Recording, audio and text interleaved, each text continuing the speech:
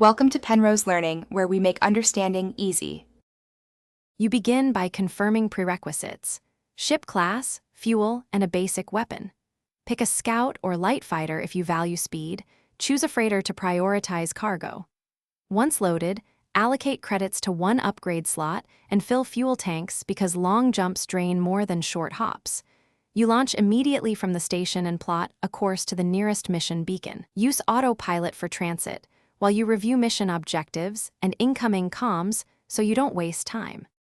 Once in system, transition to manual control and throttle down to minimize scanner signatures while you approach the objective. You should monitor heat and power distribution, move power toward shields when under fire, and toward engines when evading.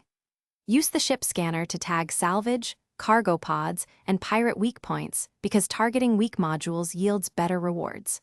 During boarding or combat, alternate aggressive bursts with evasive rolls so you conserve ammo and systems. Keep an eye on mission timers to prevent failed objectives. You finish by returning to a friendly station to sell salvage and repair any hull or system damage. Upgrades bought in the field often require installation at a dock. Make sure to save after repairs and accept the mission debrief so faction reputation and earned credits register correctly.